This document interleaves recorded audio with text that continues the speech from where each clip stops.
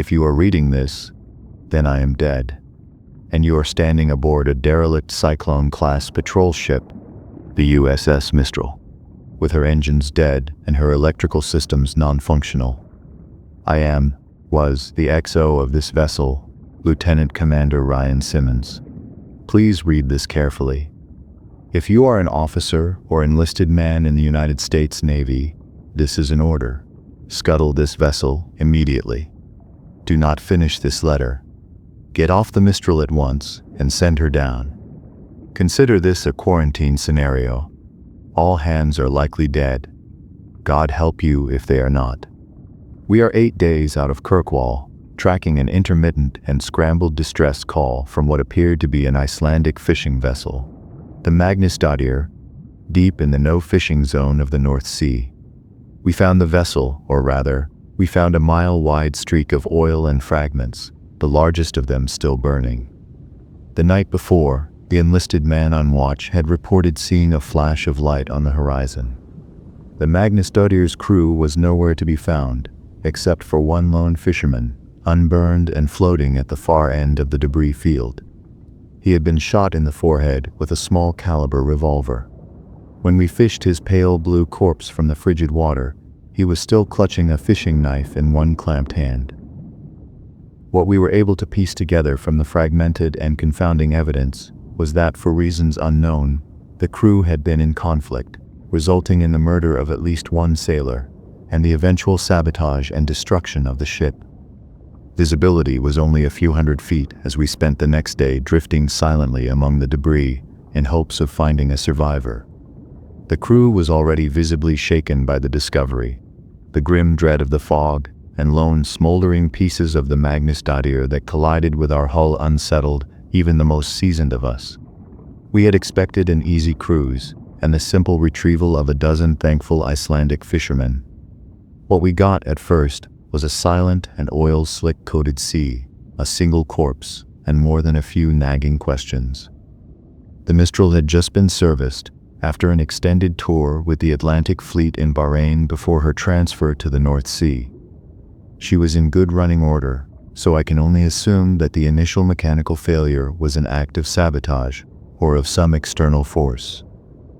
It happened the first night, when our final sweep had been completed, and we returned to the site of the Magnusdóttir's first transmission. There was nothing initially remarkable about the spot, a cold and lonely set of coordinates and little else. I was in my cabin, just settling down when the call sounded from the captain, offering little information. Just a stern order to meet him on deck. Dressing quickly, I emerged from my cabin into a cloud of palpable unease and fear. The enlisted men and the junior officers were coursing through the ship towards the deck, like panicked rats. No one made eye contact or spoke. There was none of the usual gallows humor or camaraderie that bubbles up in situations of limited information. Just a grim inertia that pulled us out into the Arctic night. On deck, the night was unnaturally clear and cold, and the bright of the stars burned in the frosty air. Around us in every direction, just a few hundred yards away, the fog and clouds whirled, as if held at bay by our presence. The captain was at the railing, leaning over along with the men on watch. I approached him, suddenly desperate and panicked to know what was happening, when I saw it, the light flooding up from beneath us. The sea was flat, like the surface of a mirror. The water was black, reflecting the pale pinpricks of the stars, but beneath the surface, something glowed with a cold light. Pulsating shapes of violet, green, and deep cobalt blue shone from beneath. They flowed and merged and shimmered silently, deep below the glassy sea. We stared, 24 men and women, struck dumb and horrified by the sight. There was a sense of scale that emerged from the fluid movement of the lights. They seemed to be many fathoms beneath us, which would make them terribly large and impossibly fast. There were no solid shapes and no disturbance of the water, just a deep field of liquid flowing light. We watched for what seemed like hours, entranced by the mesmerizing ballet of cold light, a mirror reflection of northern lights. When it ended, abruptly, there were 3 almost simultaneous events. First, The lights seemed to contract, each melt freezing in place and collapsing like the iris of an eye in bright sunlight. Secondly, there was a tremor in the air that first raised the hair on the back of my neck. As the ghostly lights winked out of existence, it rose in intensity until I thought my eyeballs might shake their way out of my head. Through the fog of sudden pain, I heard a noise rising above Arctic wind, a humming vibration from the Mistral herself that matched the electric shuddering in my skull. It was as if every light bulb aboard the Mistral was suddenly flushed with power, flaring bright and buzzing noisily in their housings, and when the wine had reached a fever pitch, they began to pop and shatter among a shatter of sparks. From start to finish, it lasted less than 2 seconds, and we were left floating silently in the dark waters, beneath the starry sky, on a dead and crippled boat. The damage was invisible, without any obvious cause, and total. Nothing aboard the Mistral worked. Each carefully crafted system of multiple redundancies had crumbled. Every light was shattered, and even the replacement bulbs, and the small flashlights we all carried held fused and useless filaments. Satellite phones, shortwave radios, all means of communication were useless bricks of plastic and wire. Every battery was dead, every stereo system was silent. We were adrift, without sail or engine, isolated from the world by 100 miles of black and silent sea. The crew moved through the ship that first night like moles, fumbling through dark corridors with only a few pale green chemical lights to check each system. They relayed each disheartening message like a fire brigade through the darkness, to where the captain and I stood on the deck, trying to make sense of the senseless. At last, when nothing else could be done, I fumbled my way back to my cabin and tried to sleep, the darkness feeling like an oppressive many-fingered hand slowly gripping my chest. The next morning, I again took stock of our situation, hoping for some fragment of hope we had passed by in the night. The damage was total. We would have to find a way to send a distress call and hope that we had not drifted too far from our last known coordinates. The men may not have known the full details, but it was clear from their haunted visages that they knew how dire the situation was. The first death was that afternoon. The sounds of screaming brought me above deck and into a thick, heavy fog. High in the gloom, I could see bright burning specks of light descending slowly. My stomach turned. It was 2 signal flares drifting uselessly through the haze. Some damn fool had fired the signal flares. I burned with an unfamiliar and foreign rage, and rushed through the fog to the foredeck with hatred in my blood and my fists clamped tight. The scene that emerged from the fog broke me from my stupor. The enlisted man, a flare gun still in his hand, lay broken in a pool of blood. The captain stood over him clutching the railing, driving the heel of his boot repeatedly into the broken mess of the boy's skull.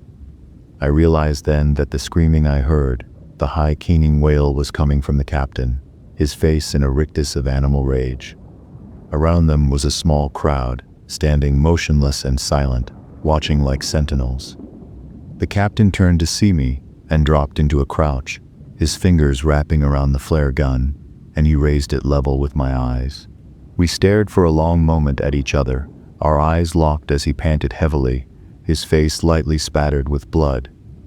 The only sound was the wet, gurgling exhale of the enlisted man's death rattle, a bubble of blood forming on his ruined face. I'd served with this man for nearly a decade. This was not the man I knew. This was a hollow simulacrum, filled with violence and terror. I spoke to him then. In a soothing voice, I asked him to hand me the flare gun. He said nothing at first, and then spoke, his voice a tiny trembling sound that was swallowed up by the thick gloom around us. "He's murdered us, Ryan. The fog, the flares will never." He shook his head and clenched his eyes tight, as if he were trying to shake himself from a dream. Then he shuddered once, violently, his back arching like a seizure. "This little fuck has killed us," he choked out. The flare gun wavered in the air, and I took a step closer, reaching out for him.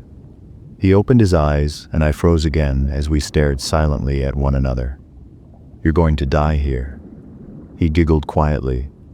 "I always wanted to watch you die, you fucking coward." He tilted his head back and laughed, one hyena-like bark to the gray sky, and then put the flare gun in his mouth and fired, the last flare igniting and temporarily bathing his head in a halo of magnesium orange and smoke. He tumbled back over the railing. If there was a splash when he hit the water, it was swallowed by the fog. I stood for what seemed like a very long time. It slowly dawned on me that I was alone, the silent audience having melted away below decks, no doubt taking the grim tale with them. I feared for morale, an absurd concern, I realize now, but could not move from the spot, as if sheer force of will would cause the sea to regurgitate this man, my friend. The first gunshot broke me from my reverie.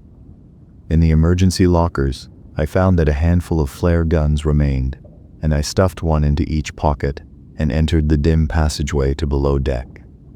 Over the hollow retort of gunshots, other muffled sounds began to emerge, the choking sobs, the screams of pain and anger, all bringing the faint impression of the copper smell of blood. The dark was oppressive and thick as my heart rose in my chest. The pale, fading light of the chemical glow sticks that hung at regular intervals illuminated the bare corridor, and I moved slowly toward my cabin. It had been sacked, and my service pistol was missing. The next two cabins held the corpses of the junior officers, their broken forms still in their bunks, skulls opened like blossoming flowers under the point-blank shots. I felt the distinct and irrational desire to run on deck and leap overboard, to swim away from the boat into the unknown sea. I gripped a flare gun and held it out ahead of me, less like a weapon and more like a talisman, and began to pace slowly down the corridor to the enlisted bunks. The door was wide open, and the smell of blood and fear and shit was nauseating. As my eyes slowly adjusted to the dim, I saw a field of bodies, torn, shredded, and shattered by bullets and makeshift clubs. A few of the men still moved, twitching slightly. I watched in frozen terror as one man, his face a mask of blood and rage, turned up his head to regard me, and with a weak cry of rage, began to drag himself with his arms, trailing a broken and shattered leg, towards me. From the shadows, another form pounced on him, a boot digging into the wounded man's back with a wet cracking sound. I recognized the attacker's face in the green chemical dim, a quiet and bookish young man. Like the captain, this was not the man I knew. This was a beast that wore his skin. He reached down and grabbed the wounded man's jaw, thumbs slipping into his mouth. The wounded man growled, a feral, mindless sound, and tried to bite down, but his attacker gripped tight and pulled. The jaw came off with the sound of tearing tendons, and an ululating shriek that vanished into the air. I was no longer breathing, holding silently at the entrance, but the attacker snapped his head up to see me, nostrils flaring. The jawbone hit the floor with a meaty sound, and he lunged toward me with silent animal grace.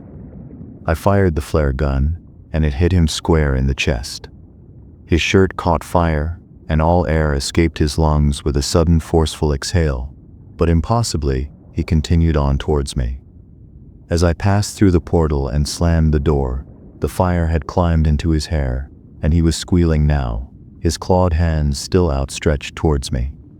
I felt him impact against the door, and saw that nightmare visage wreathed in fire through the small porthole, lips already burnt away to reveal 2 rows of perfect teeth.